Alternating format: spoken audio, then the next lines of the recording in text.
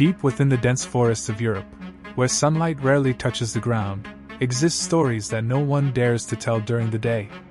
These are legends of the intersection between humans and nature, where greed, cruelty, and mankind's mistakes are paid for in blood. The story you are about to hear is not just a tale of horror but also a warning, a reminder that in this world, humans are not always the only predators. Imagine a small village nestled at the foot of the Alps, where winter stretches on endlessly and darkness seems more alive than the light. There, a wealthy yet ruthless family has unwittingly awakened the wrath of an ancient creature, a being that carries not only the power of nature but also the agony and thirst for vengeance. This is a story of retribution, of buried secrets, and of a soul that will never rest. Chapter 1: The Village in the Shadow of the Mountain. In the winter of 1743, a small village nestled at the foot of the Alps in Switzerland lay shrouded in thick mist. Wooden rooftops peeked out from beneath a blanket of snow, and smoke from fireplaces curled weakly into the air, like a fading breath. The village was called Schattenwald, the Shadow Forest, not because it lacked light, but because of the whispered stories told by the fireside about the forest surrounding it. At the village's center stood the largest house, belonging to the Berger family, powerful, wealthy, and infamous for their cruelty.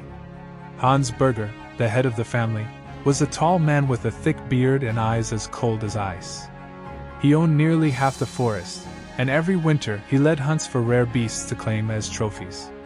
His wife, Maria, a quiet woman, and their 4 children, Karl, Franz, Anna, and Elsa, lived in luxury beyond the villagers' wildest dreams. But today, the air in the Berger household was heavier than usual. Hans stood by the window, a glass of wine in hand, gazing at the forest. "Tomorrow," he said to Karl, "we will hunt something bigger than the stag we caught last week." Karl nodded, a smug smile playing on his lips. From a distance, the villagers watched the Berger house with a mix of fear and contempt. They knew that the family's greed would soon bring disaster upon them. Chapter 2: The Beast of Legend. That evening, in the village's small tavern, men huddled around the fireplace, whispering about an ancient legend. Old Johann, his hands trembling with age, recounted a tale he had heard from his grandmother. Long ago, this forest had a guardian, a massive beast, neither bear nor wolf. Its eyes burned red like fire, and anyone who harmed the forest paid the price. One man scoffed. "Superstitions!" But Johann shook his head. The Berger ancestors once swore to protect the forest, but they betrayed that oath, killing sacred creatures to claim the land. Since then, the beast vanished, but no one dares say it is truly dead. Silence fell over the room, broken only by the wind whistling through the cracks in the walls. At the Berger house, Anna, the youngest at 12, sat by her window. The wind carried whispers, or so it seemed. She shivered as an unshakable unease crept over her. Chapter 3: The Final Hunt. At dawn, Hans led Karl and a group of hunters into the forest. Snow fell thick, but he paid no mind. "Today, I want a bear," Hans declared, his breath curling into the freezing air. They followed large tracks in the snow, leading to a small cave. Inside, a mother bear shielded her 2 cubs. Without hesitation, Hans raised his rifle and shot her dead, while Karl finished off the cubs with his knife. The mother's anguished roar echoed through the cave before fading into silence. Hans laughed, ordering the skinning of the animal for a coat. As they dragged the carcass back to the village, the crimson trail of blood stained the snow, a silent curse yet to be spoken. The villagers watched in silence, shaking their heads. They knew something terrible was coming. Chapter 4: The Howl in the Night. That night, the Berger family celebrated their victory with roasted bear meat and wine. Laughter filled the warm house, but outside, the darkness seemed heavier. Near midnight, Maria awoke with a start. She heard a strange sound, not the wind, not a wild animal, but a deep, eerie whistle, like a chorus of whispering voices. She shook Hans awake, but he dismissed her concerns. "It's just the wind." Still, when he stepped onto the porch to check, he saw enormous footprints in the snow around the house, twice the size of any bear's. Hans frowned but said nothing and went back to sleep. In her room, Anna clutched her doll tightly, murmuring, "Something is angry." Chapter 5. The curse begins. At dawn, Hans found one of their horses gutted in the stable, its entrails strewn across the ground. The villagers gathered, whispering about the strange tracks. Old Greta, the village's so-called witch, stepped before the Burger house. Her voice wavered but remained firm. "You killed its mother, Hans Burger. That beast was no ordinary bear. It was the spirit of the forest. You have awakened the curse." Hans scoffed and dismissed her, but Maria gripped his hand, worry in her eyes. "What if she's right?" Hans growled. "I fear no superstition." But deep within him, a seed of doubt had been planted. Chapter 6. The First Death. Karl, the eldest son, as confident as his father, decided to check the animal traps in the forest to prove there was nothing to fear. He went alone, carrying a rifle and a knife. By dusk, when Karl had not returned, Hans began to worry.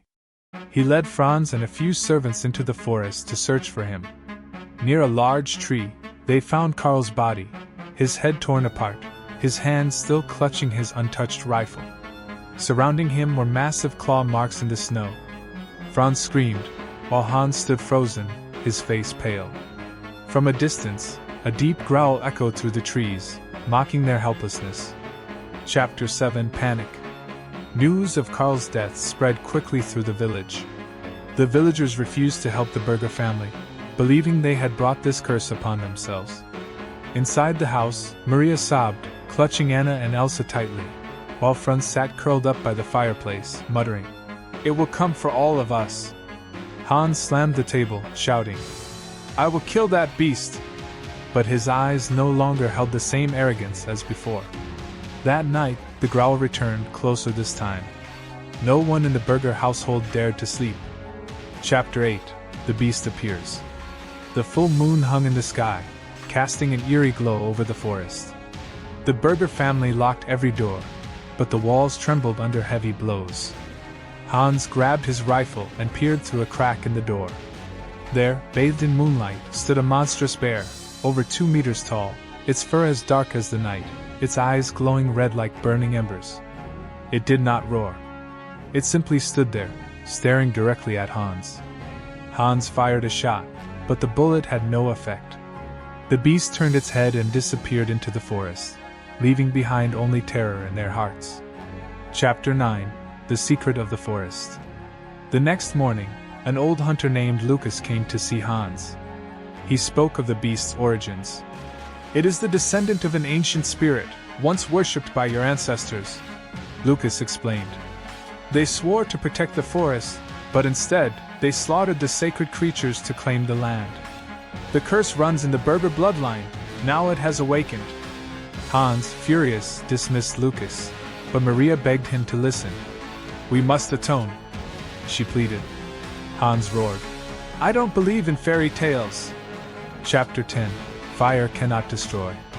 Determined to kill the beast, Hans ordered a section of the forest to be burned, hoping to drive it out. Flames roared, consuming the trees, but as the smoke cleared, the beast stood there, untouched.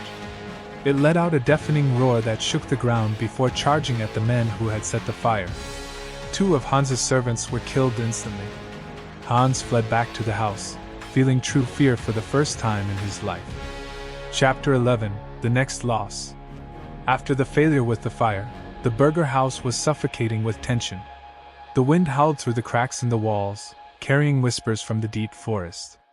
Anna, the youngest daughter, became quieter than ever. She often sat by the window, her pale blue eyes staring into the snow-covered woods, clutching the ragged doll her mother had sewn long ago. Since Karl's death, Anna had begun speaking of strange dreams. She saw the beast standing in the forest, its glowing red eyes fixed on her, and a deep voice echoing, "All shall pay the price." Maria, her mother, tried to soothe her, but even she felt uneasy. "You're just imagining things," she said, though her voice trembled. One freezing afternoon, as the snow thickened, Anna asked to go to the stable, where she often talked to their old horse, Sturm. Maria hesitated, but Anna's pleading gaze softened her heart. "Just for a little while," she warned before returning to patch Elsa's coat. But only minutes later, a short, piercing scream shattered the silence. Maria ran out, heart pounding, calling her daughter's name. "Anna! Anna!" No answer. Outside the stable, Anna's doll lay abandoned in the snow beside a massive claw mark leading into the forest.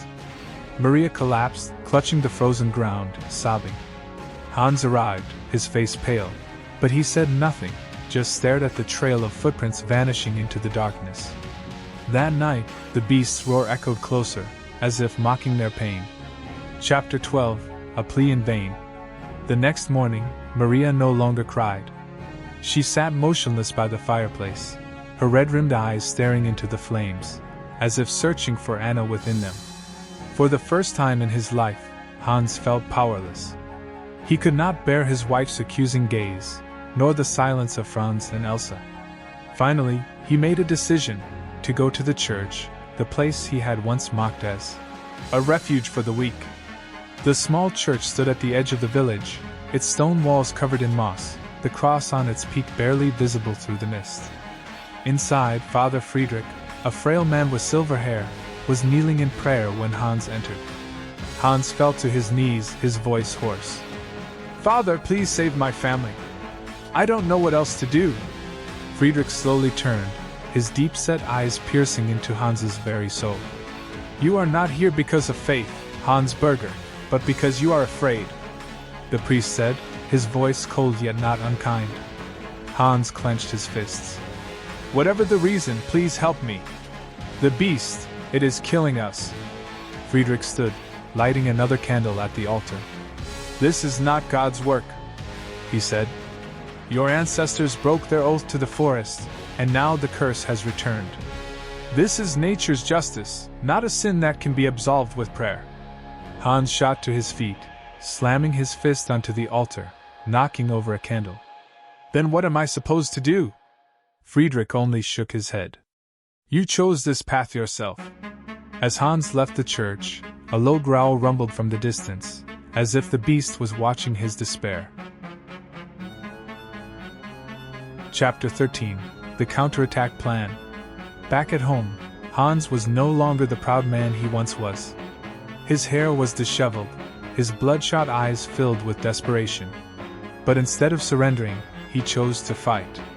He gathered his surviving son, Franz, and their most loyal servants, Johann and Peter, into the parlor. Elsa clung to her mother, her large eyes filled with fear. "We will kill the beast," Hans declared. Franz shuddered.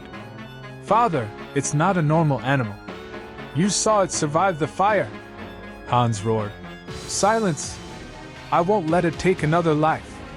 He ordered all weapons to be retrieved, hunting rifles, axes, daggers, and sent word for 3 professional hunters from the neighboring village: Klaus, a tall man with a scar across his face; Greta, a quiet woman with deadly aim; and Wilhelm, who had hunted bears in the Pyrenees.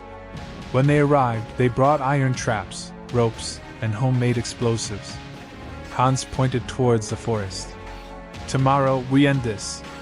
Maria grasped his hand, her voice choked with fear. "Hans, don't go. We've already lost Karl and Anna." He pulled away. "I have no choice."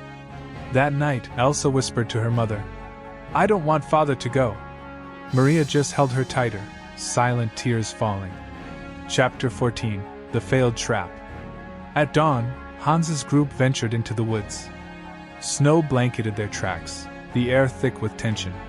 They set their traps in a clearing, iron jaws hidden beneath the snow, ropes strung across paths, a dead goat placed as bait. Klaus nodded at Hans. "If it comes, it won't escape." They hid behind thick trees, guns loaded, their breaths misting in the freezing air. As the sun set, darkness swallowed the forest. Then heavy footsteps echoed, shaking the ground. The beast emerged, taller than any bear they had seen, its black fur gleaming like shadow, its red eyes scanning the clearing. It approached the goat, sniffing, then suddenly stopped. Hans whispered, "Now." But before the trap could spring, the beast roared, a sound that shook the entire forest. It yanked its leg free, snapping the iron jaws as if they were twigs, then charged. Greta fired, the bullet striking its shoulder, but it only enraged the creature. Klaus shouted, raising his knife, but the beast swatted him aside, its claws tearing through his chest. Wilhelm hurled explosives, the blast sending snow flying, but the beast only staggered before lunging at him, tearing his throat open. Hans fired relentlessly, screaming, "Die!" Franz panicked and fled into the woods. The beast paused, looking at Hans, its gaze unreadable. Then, without another strike, it turned and vanished into the darkness. Hans collapsed, his wounded hand staining the snow red. Chapter 15. A Voice from the Past. That night, Maria couldn't sleep. She sat by the dead fireplace, clutching Anna's tiny coat, her heart heavy. Exhaustion finally pulled her into a dream. She stood in the forest before a man in an ancient hunter's cloak. He looked eerily like Hans. The man knelt before a monstrous bear with red eyes, swearing, "I shall protect this forest with my blood." Then the vision changed. The man thrust his spear into the beast's chest. Blood stained the ground, and a voice echoed, not from the bear, but from the trees themselves. "Your bloodline shall pay the price." Maria woke with a gasp, drenched in sweat. When Hans and Franz returned, battered and broken, Maria pulled Hans aside. "It was your ancestor," she whispered, her voice trembling. "We are paying for their sins." Hans scoffed. "I don't believe in ghosts." But his eyes wavered. Franz, curled by the fire, murmured, "It knows where we are. It always knows." Maria pleaded, "We must make amends." Hans bellowed. "Atone to what? A monster?" Yet deep inside, a new fear took root, the fear that she might be right. Chapter 16. The Besieged House. The beast gave them no time to rest. The following night, as a snowstorm swept through the village, it attacked the Berger house directly. A heavy pounding shook the front door, as if a great tree had been felled against it. Hans grabbed his gun and shouted, "Everyone upstairs!" Franz rushed to barricade the door with a wooden table, but a powerful blow from outside shattered the window, sending shards of glass flying across the floor. Through the broken frame, the beast emerged, its glowing red eyes piercing the darkness, its black fur matted with snow, and its breath steaming like white smoke. Maria clutched Elsa and hid under the table, whispering prayers, while Hans fired a shot. The bullet struck the beast's chest, but it only roared in fury, its claws raking deep gashes into the wooden walls. Franz raised his gun and fired again, but the beast did not slow down. It slammed into the roof, breaking off a large section, causing snow and wood to crash into the living room. Hans swung his axe, striking the creature's shoulder, but the blade bounced off as if hitting stone. The beast let out a thunderous roar, shattering the remaining glass panes. But then, unexpectedly, it retreated, standing motionless on the front porch, staring directly at Hans. Its fiery eyes seemed to convey something unspoken. Then, without another sound, it turned and vanished into the storm. The house was left in ruins, icy wind howling through the gaping holes, carrying with it the scent of blood and fear. Chapter 17. Despair. The Berger family was trapped within the wreckage of their own home. The food in the cellar would last only a few more days, and the bone-chilling cold made them shiver despite the fire they had rekindled. Franz sat curled in a corner, muttering incessantly, "It won't stop. It will kill us all." Maria tried to keep calm, cooking a thin soup with the last remaining potatoes, but her hands trembled so much that she spilled water onto the floor. Elsa, despite being only 10, remained strangely composed. She sat beside her mother and whispered, "I can hear it speaking in my head. It wants us to understand something." Hans said nothing. He sat by the broken window, staring into the pitch-black forest. He gripped his rifle tightly, but the look in his eyes was no longer that of a proud hunter. It was the gaze of a man who knew he was about to lose. That night, the beast's roar echoed again, closer this time, circling the house as if waiting. Maria knelt before a small wooden cross, praying desperately, but her prayers were interrupted by Franz's scream. "Praying is useless! We're already dead!" Hans turned and struck his son across the face. "Shut up!" But even he no longer believed he could protect his family. Chapter 18: The Confession. The pressure finally broke Hans. One morning, as the weak sunlight filtered through the mist, he gathered his family in the living room, now just a heap of broken wood and snow. He sat down, his hands trembling, and began to speak. "My father once told me about our ancestors," he said, his voice hoarse. "They were the first to settle in this forest, hundreds of years ago. They swore to protect the spirit of the woods. But they betrayed it. They killed the guardian beast, a giant bear, to claim this land, burning its sacred ground to build the village. My father told me it was just an old tale, but now I know, it was real." Maria looked at her husband, tears streaming down her face. "So we are paying for their sins?" she asked. Hans nodded. "I never believed it. But after everything that has happened, I can't deny it anymore." Franz leapt to his feet, shouting, "Then why don't we run? Why are we just waiting here to die?" Hans shook his head. "It will find us, no matter where we go." Elsa, her voice quiet, said, "I think it wants us to apologize." Hans stared at his daughter but didn't reply. Instead, he walked out onto the porch, gazing into the forest. For the first time, he felt regret, not for himself, but for those he had dragged into this fate. Chapter 19: The Fateful Night. The beasts did not keep them waiting. That night, a violent storm descended upon the village, lightning slicing through the sky, rain and snow lashing against the ruined house. A knock came at the door, but this time, it was not a test. It was a verdict. The front door shattered under a mighty blow, and the beast stepped inside, its black fur soaked, clinging to its massive frame, its red eyes burning like the fires of hell.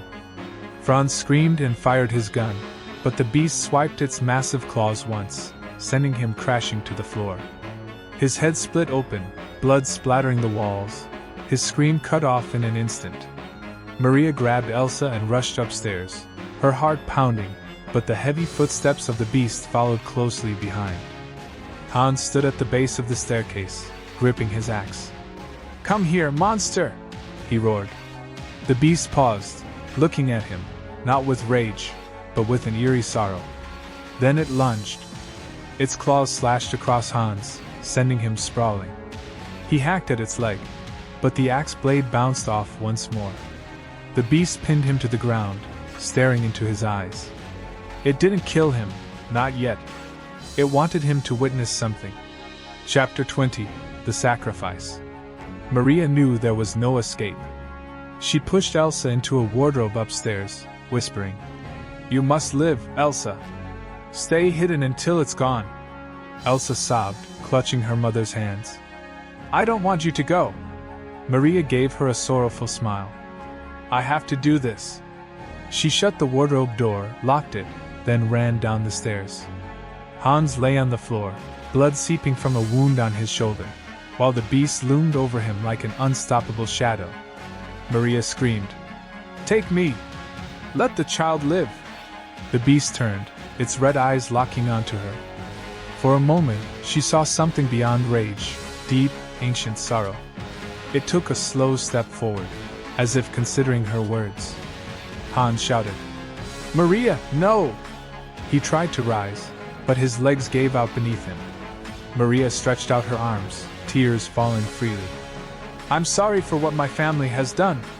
The beast hesitated for a fraction of a second. Then it. Chapter 21: The Curse Does Not End. Maria's death did not satisfy the beast. Hans sat beside his wife's lifeless body, tears falling for the first time on his hardened face. He whispered, "I'm sorry, Maria. I'm sorry for everything." From inside the cupboard, Elsa heard her father cry. She opened the door, ran down, and clung to Hans. "Where is Mother?" she asked, though she already knew the answer. Hans said nothing, only held his daughter tight as blood from his wounds soaked into Elsa's clothes. That night, when the storm subsided, the beast returned. It did not break the door this time but stood on the porch, growling softly. The growl was no longer a threat but a reminder. "This is not over." Hans looked out, his eyes exhausted. He knew Maria's death was only the beginning. The curse would not end until the entire Berger bloodline was erased. He stood up and told Elsa, "We have to go." Elsa nodded, even though she did not know where safety could be found. Chapter 22: The Escape. Hans decided to take Elsa away from Schattenwald. He packed what little food remained, wrapped Elsa in a thick blanket, and left at dawn. The heavy snow covered their tracks, but Hans knew the beast would not lose their scent. He carried Elsa on his back, trudging through the forest, his breath forming white mist in the freezing air. "Father, where are we going?" Elsa asked. "Somewhere far away," Hans replied, though he was unsure if anywhere was far enough to escape the curse. Night fell, and they stopped under a large tree. Hans started a small fire, but the weak light could not drive away the surrounding darkness. Elsa nestled against her father and whispered, "I can hear it." Hans strained his ears. A low growl echoed from a distance, moving toward them.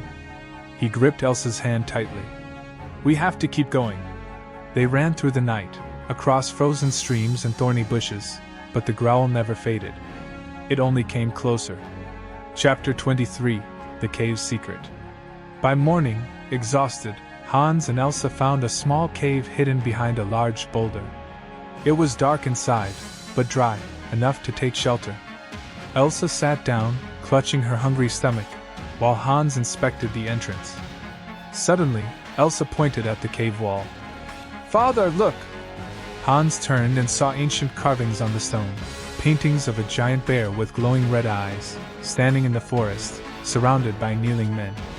Another scene depicted a man, one who bore a striking resemblance to Hans, plunging a spear into the beast, its blood spilling onto the ground. Beneath the images, there was an inscription in an ancient language Hans could not understand. But Elsa, with a child's curiosity, traced the words with her fingers. "Blood for blood," she read aloud, though she did not know how she understood. Hans clutched his head. "So it's real. All of it is real." He told Elsa what he had learned from his father, about their ancestors' betrayal, about the curse that had followed their family for generations. Elsa looked at him and asked, "Can we stop it?" Hans shook his head. "I don't know, my dear." Chapter 24: The Final Confrontation. They did not have long to rest. A deafening growl echoed outside, shaking the ground. The beast emerged, its massive form blocking the entrance, its red eyes glowing in the dark. Hans pushed Elsa behind him and gripped his axe, the only weapon he had left. "Run!" he shouted, but Elsa sobbed. "I won't leave you!" Hans did not listen. He charged at the beast with all his remaining strength, striking its shoulder. Black blood oozed from the wound, but the beast roared and swiped its massive claws, sending Hans crashing to the ground. Hans lay there, his old wounds reopening, blood spilling onto the cave floor. But he still forced himself to stand. The beast stepped forward, claws raised. "Spare the child," Hans whispered. "I beg you." But the beast did not stop. It slashed its claws across Hans's chest, tearing through fabric and flesh. Hans collapsed, his blood staining the stone, his eyes locked onto Elsa. "Run!" he whispered one last time before falling silent. The beast turned to Elsa but did not attack. It stared at her for a long moment, then turned and walked away, leaving her alone with her father's lifeless body. Chapter 25: The Survivor. Elsa did not know how long she stayed in the cave. She sat beside her father, crying until no more tears would come. Hungry and freezing, she was forced to leave. She wandered through the forest, surviving on frozen water and a few berries found beneath the snow. Her tiny feet bled, but she did not stop. A week later, a lumberjack passing through the area found Elsa unconscious beneath a tree, her eyes empty as she mumbled, "It's still there." The man took her to a distant town, where she was adopted by a kind family. But Elsa never spoke of what had happened. She only wrote her story in a journal, her handwriting shaky and haunted. Sometimes, in the middle of the night, she would wake suddenly, hearing a distant growl, though she was now hundreds of miles away from Schattenwald. Chapter 26: The Forgotten Village. No one wanted to visit Schattenwald anymore. After the Berger family's tragedy, villagers slowly abandoned the area, taking their fears and warnings with them. The Berger house collapsed under the weight of snow and time, leaving only rotting wood and a cold, empty fireplace.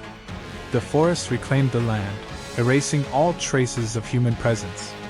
But on nights of the full moon, the beast's growls still echoed through the trees, like a restless spirit guarding its domain. People in nearby villages began calling Schattenwald the Dark Village, a cursed place no one dared to approach. Children were warned to stay away, and hunters swore they had seen glowing red eyes lurking in the shadows. Chapter 27: The Remaining Traces. In the mid-19th century, a group of explorers from Zurich was drawn to the legends of Schattenwald. Young and skeptical, they did not believe in superstition. Led by an archaeologist named Heinrich, the team included Sophia, a photographer, Lucas, a writer, and Marcus, a hunter. They found the ruins of the village, the crumbling houses, an overgrown church, and finally, the remains of the Berger home. Beneath the decayed wooden plank, Sophia discovered a tattered leather journal. Inside was Elsa's trembling handwriting, recounting the nightmare her family endured. Heinrich read aloud. "Father died in the cave, mother died to save me. But it does not end. It will never end."